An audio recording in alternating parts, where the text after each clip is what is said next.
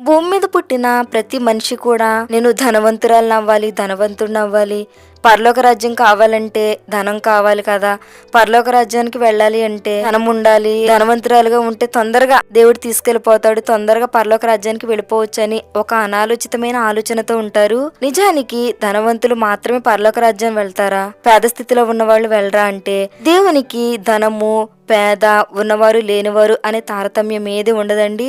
వారి యొక్క క్రియలను బట్టి దేవుని చిత్తానుసారంగా ఎవరైతే బ్రతుకుతారో వారు మాత్రమే పరలోక రాజ్యం వెళ్తారు. అయితే కొంతమందికి ఉండే ఆలోచన ఏంటంటే ధనవంతులుగా ఉంటే దేవుని రాజ్యానికి వెళ్ళిపోవచ్చు, దేవుని రాజ్యానికి వారసులైపోవచ్చు అనే ఒక అనాలోచితమైన ఆలోచనతో ఉంటారు. అలాంటి వారితో దేవుడు మాట్లాడుతున్నటువంటి ఒక చక్కని మాట ఏంటంటే, ధనవంతులు దేవుని రాజ్యంలో ప్రవేశించుట కంటే ఒంటే సూది బెజ్జములో దూరుట సులభము అని చెప్తున్నాడు. ఈ వీడియో చూస్తున్నటువంటి వారులారా, ఇప్పటి వరకు కూడా ధనవంతులు పరలోక రాజ్యానికి వెళ్తారు, ధనం లేకపోతే వేస్ట్ అనే భ్రమలో నీవు ఉంటే ఒక విషయం గుర్తుపెట్టుకో, నీకు ధనం ఉందా ధనం లేదా అనే విషయాన్ని దేవుడు గుర్తుపెట్టుకోడు. నీ క్రియలను బట్టి నీవు మంచివాడువా చెడ్డవాడువా, నీకు పరలోక రాజ్యం ఉంటుందా అనే విషయాన్ని దేవుడు నిర్ణయిస్తాడు.